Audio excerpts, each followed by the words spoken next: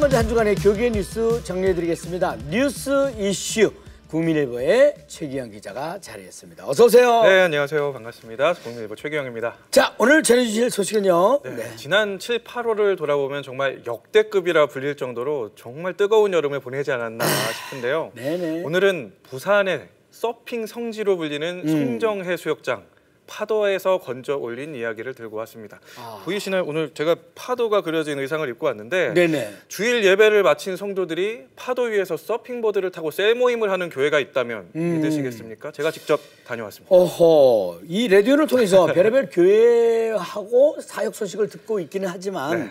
셀 모임으로 서핑을 한다는 얘기 또 처음인 것 같아요. 네. 뭡니까? 주인공은 부산에 있는 포도나무 교회라는 곳인데요. 네. 이 교회는 주일 예배 공간으로 쓰이는 카페, 그리고 서핑 전문숍, 서핑 훈련장, 그리고 청년들을 위한 쉐어하우스를 함께 운영하고 있었습니다. 네네. 이 서핑숍에서 전문 서핑 강사로 활동하고 있는 청년들이 대부분 이 교회 성도들인데 이 성도들이 새벽이면 파도 위에서 큐티를 하듯이 서핑을 타고 있다고 해서 제가 직접 만나봤어요. 아하. 모습이 너무 궁금하더라고요. 네네. 새벽 5시에 일어나서 송정해수욕장으로 달려가 봤더니 출근을 앞두고 서핑하는 분들이 꽤 계시더라고요. 이 청년들하고 같이 제가 서핑복을 입고 바다에 들어가서 얘기를 나눠봤는데 얘기를 나누다 보니까 어떤 얘기인지 알겠다 싶었습니다. 네네. 그 청년 중에 21살짜리 청년이 그날의 제 서핑 선생님이 되셨는데 네. 21살 서핑 선생님의 물 위에서 던져주신 고백이 이렇습니다. 어느 날은 잔잔했다가 때로는 높은 파도가 들이닥치기도 합니다. 인간적인 힘만으로는 파도에 맞설 수가 없고 파도를 지혜롭게 넘어가는 방법을 터득해야 되는데 네. 바로 그 순간 이 서핑보드, 나를 지켜주는 이 서핑보드가 하나님이 늘 계시는 것처럼 느껴집니다. 네.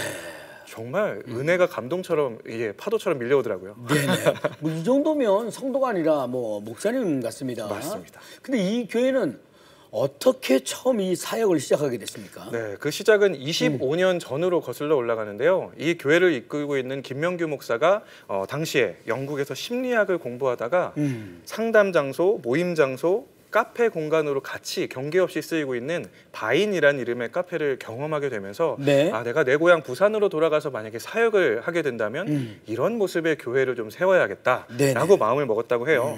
영어로 이 바인이 포도나무를 뜻하는데 이 포도나무 가지 같은 공동체를 예수님과 연결되어 있는 포도나무 가지 같은 공동체를 만들려고 네. 2002년도에 개척을 한 겁니다. 네. 이제 복음을 모르는 젊은 세대들한테 어떻게 하면 잘 설명을 할 수 있을까 고민하던 중에 네. 이제 카페 앞에 바다가 보이는 거예요.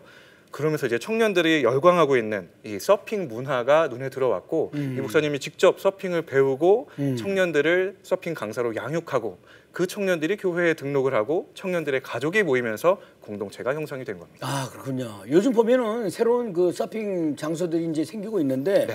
좀 이제 좀 차별화된 곳인 것 같은 느낌이 드네요. 맞습니다. 최근에 뭐 뉴스로도 소식을 접하셨을 거예요. 강원도의 한 그 해수욕장이 문란한 유흥 문화 때문에 지탄을 받고 이제 오던 관광객까지 손님이 이제 뚝 끊겼다. 네네. 이런 가슴 아픈 소식이 있었는데 이 교회가 운영하는 서핑숍은 이런 세상의 방탕한 즐거움과는 다른 건강한 재미를 경험할 수 있는 청년들이 많습니다. 네네. 그러다 보니까 건강한 청년 문화를 만들어 가는데 전국 규모의 이제 서핑 페스티벌이 부산에서 열리기도 하는데 네. 그럴 때마다 청년들이 자발적으로 이 해양 쓰레기 줄이기 캠페인을 벌이기도 하더라고요. 김 목사의 말대로 신앙적인 개성을 갖고 건강한 에너지를 발산하는 것 자체로 복음이 전달되는 것, 그게 바로 이제 청년 문화를 개혁해 나가는 것이 아닐까 싶었습니다. 네, 그렇군요. 청년들이 건강한 문화를 누리다 보면 이 사회도 보다 건강한 에너지로 넘치지 않을까 싶습니다. 네. 자, 다음 소식은요. 네, 목회자의 사모들이 교회 안에서 하고 있는 역할들 참 다양한데요. 다양하죠. 그 가운데 이 시대에 요구되는 역할 중에 하나는 젊은 엄마들한테 다양한 고민을 안고 살아가는데 네네. 그들에게 좋은 선배 엄마가 돼주는 것입니다. 오늘 두 번째 소식으로 교회 내 가정사역에 관심이 많은 사모들이 함께 모여서 이 선배 엄마로서의 역할을 고민했던 현장 가져왔습니다. 네네. 목회는 목사님들뿐 아니라 사모님들도 그 역할이 참 크지 않습니까? 그렇죠. 네.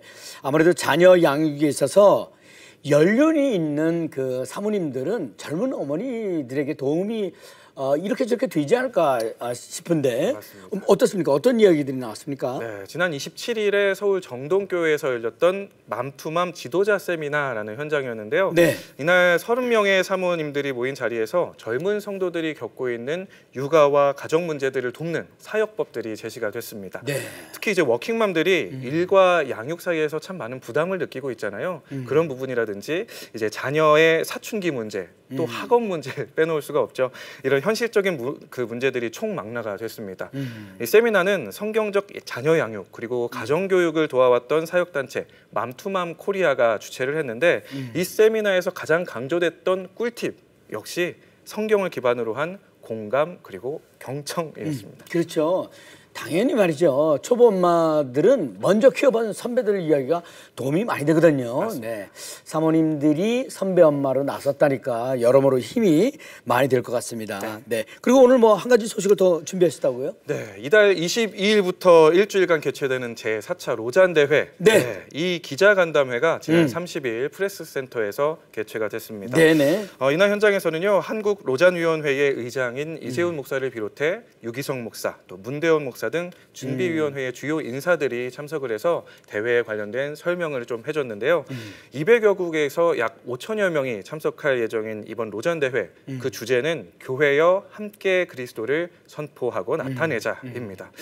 특히 이번에 이제 서울 선언 그리고 대위임령 상황 보고 그리고 협력을 위한 행동 서약과 같은 세 가지 주요 문건에 대한 관심 계속 높아지고 있거든요. 그 준비 측은 로잔의 주간 방송사인 CGN이 하루 3차례 현장을 중계할 예정이라고 밝혔습니다. 네네. 아유, 잘 알겠습니다. 네. 이제 정말 로잔 대회가 얼마 안 남았습니다. 자세한 얘기는 잠시 후에 기독교는 지금에서 또 나눠보도록 하고요. 네. 최기영 기자, 오늘 대단히 감사합니다. 수고하셨습니다. 감사합니다. 네네. 이어지는 단신 뉴스 보시고 다음 출연자 만나보시겠습니다.